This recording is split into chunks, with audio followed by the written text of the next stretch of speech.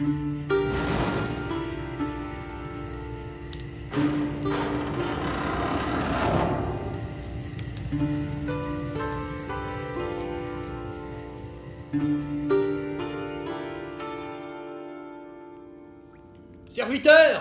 Serviteur!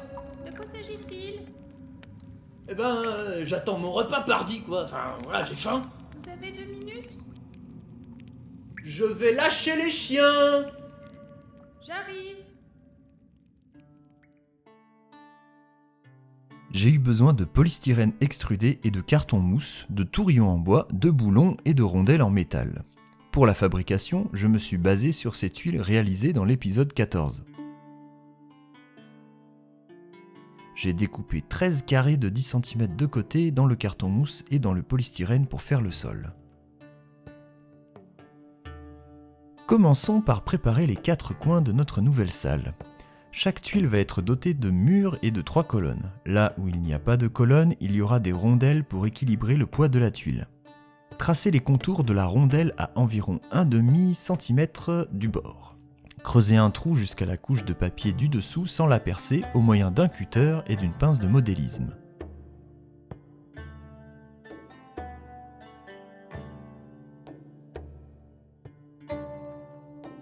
Avec un pistolet à colle, collez 2 rondelles l'une sur l'autre dans ce trou.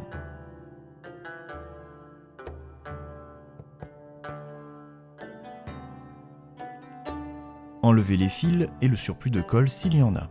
Collez le carré de polystyrène par-dessus à la colle vinylique blanche et laissez sécher avec un poids dessus. Pour le dallage, je suis parti sur des carrés de 1 cm de côté. Ma méthode est la même que d'habitude. Je trace le dallage, je passe une première fois légèrement avec le cutter, puis une seconde fois au stylo. Après, je donne une texture de pierre au sol avec une boule d'aluminium.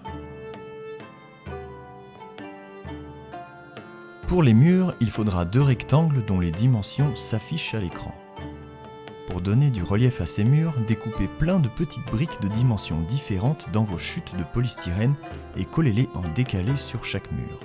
Ne remplissez pas tout le mur car après il faudra dessiner les pierres au stylo quand la colle aura séché.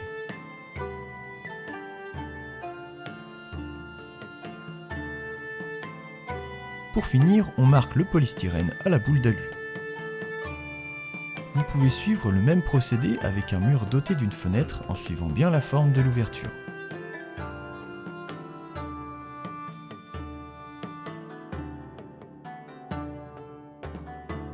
Après avoir collé les murs au pistolet à colle, j'ai fait quelques retouches au niveau du dallage. Ne collez rien sur le sol pour le moment afin de ne pas vous compliquer la vie lorsque vous peindrez le tout. Vous pouvez poncer légèrement les angles du sol en utilisant un grain abrasif très fin.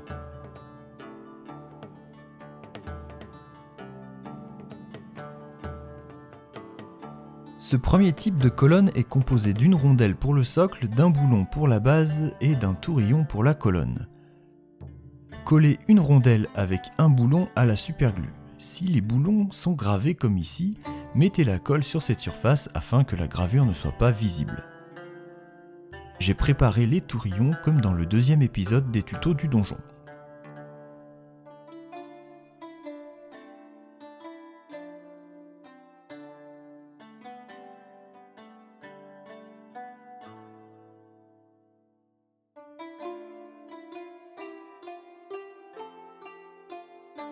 J'ai sous-couché plusieurs boulons et mes bases de colonne à la bombe blanche.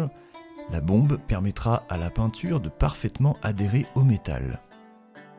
Assemblez le tout au pistolet à colle dès que la sous-couche est sèche.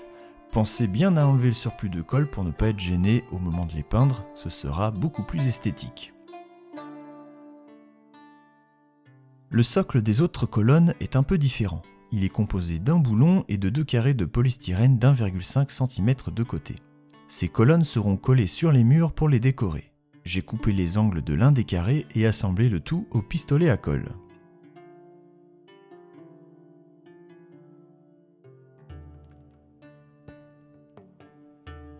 J'ai préparé 12 colonnes destinées à être positionnées comme des jetons et 32 colonnes à coller sur les tuiles. Concernant les tuiles, voici les 4 coins réunis qui forment une salle carrée de 20 cm de côté. En suivant la même méthode, j'ai ajouté 4 sections de mur pour l'agrandir, avec une tuile centrale assez dépouillée pour varier le dallage du sol.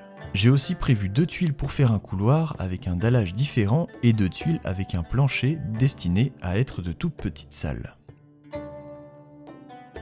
J'ai commencé par délimiter l'emplacement des murs, dont les dimensions s'affichent à l'écran.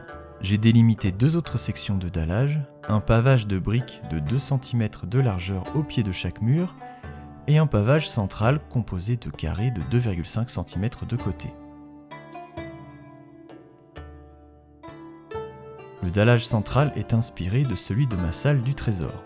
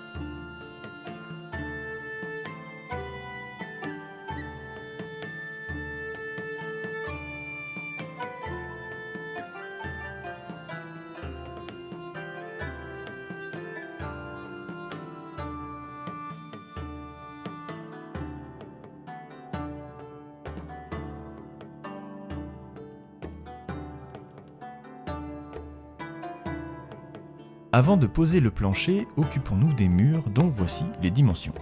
J'ai fait le choix de ne pas dessiner des pierres sur la totalité du mur, mais plutôt de faire comme s'il y avait du crépi et quelques zones de pierres apparentes.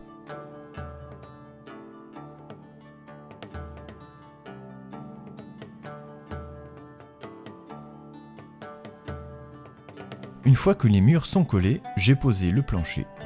J'ai utilisé des touillettes à café recoupées en morceaux de 2,5 cm de long que j'ai collées en décalé à la colle vinylique blanche.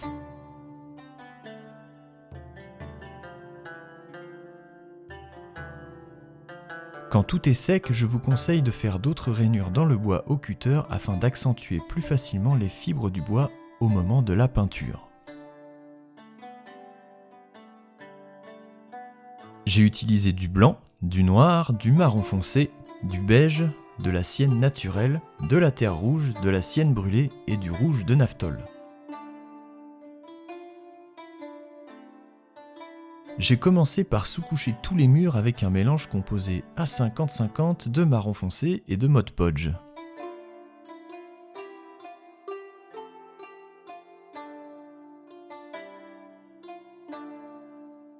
Le sol est sous-couché en blanc et Mod Podge pour avoir une base de pierre un peu plus claire. Et le blanc a révélé une petite bourde bien visible ici. J'avais tracé mon dallage au bic bleu, alors que je le fais tout le temps au stylo noir d'habitude, je ne sais pas pourquoi j'ai changé ici, mais en tout cas le blanc a fait ressortir le bleu.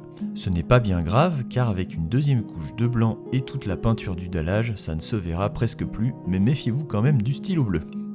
Pour les couloirs, la sous-couche est composée de beige et de Mod Podge. Pour le plancher, je me suis contenté d'un lavis de marron foncé plus accentué sur les bords. Tous les murs vont être peints de la même façon. Je vais d'abord peindre séparément plusieurs pierres avec de la sienne naturelle, de la sienne brûlée et des variantes de ces teintes en les éclaircissant avec du beige. Je ne me suis pas occupé de l'extérieur du mur qui sera simplement traité avec un brossage à sec de beige un peu plus tard.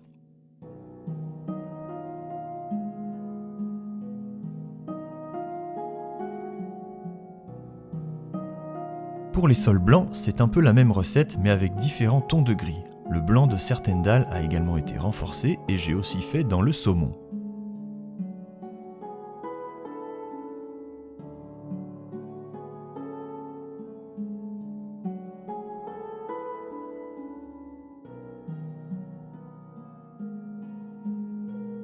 J'ai fait des lavis avec ces mêmes teintes au milieu de la tuile centrale.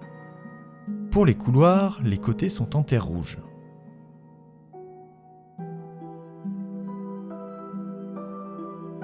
J'ai utilisé du blanc, du rouge de naphthol et de la sienne naturelle pour le dallage central.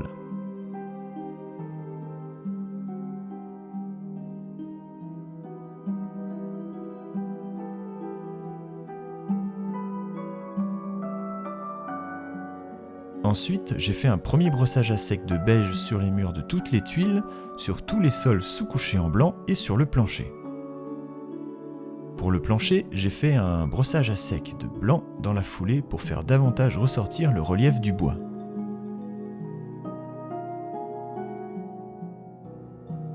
J'ai fait un lavis de noir sur tous les murs et sur les sols sous-couchés en blanc pour salir la pierre. Attention à ne pas faire de bulles et passer bien le pinceau à l'intérieur des rainures. Une fois que tout sera sec, ces mêmes surfaces seront traitées avec un brossage à sec de beige et un de blanc.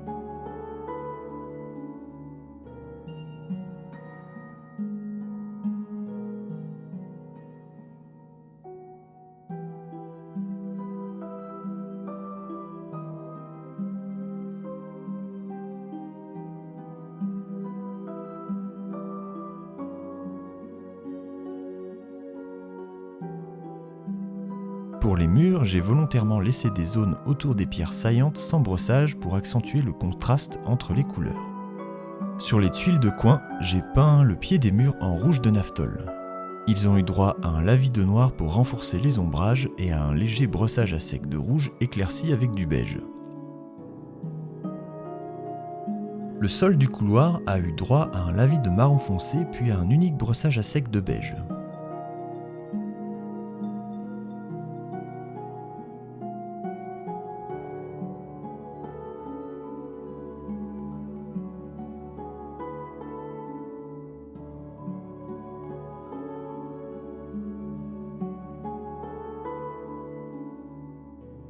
Toutes les colonnes sont peintes de la même façon.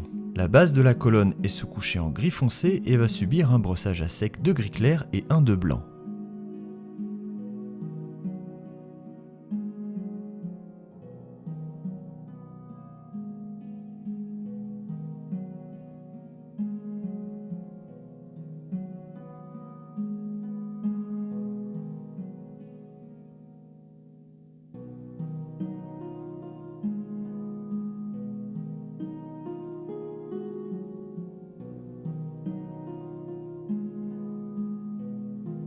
Les tourillons vont être peints en terre rouge.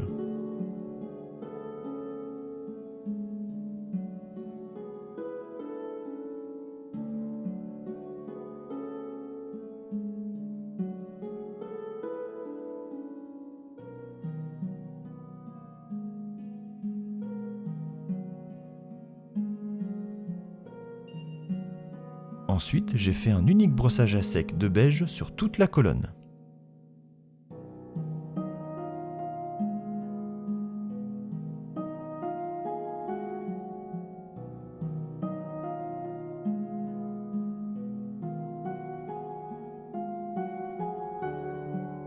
Une fois que tout est peint, il est temps de coller les colonnes sur les tuiles à la colle vinylique blanche.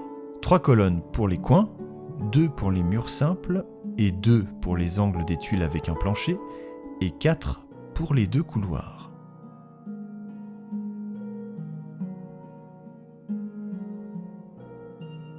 La touche finale consiste à peindre les bords de chaque tuile avec un mélange de noir et de Mod Podge afin que cela soit plus esthétique. Vous pouvez aussi faire le dessous. Mais moi, j'ai eu la flemme.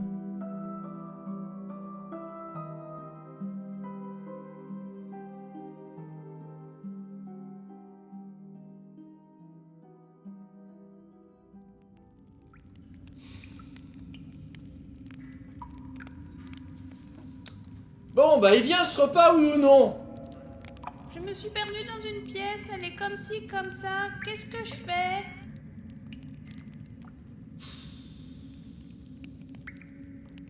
Mais dors!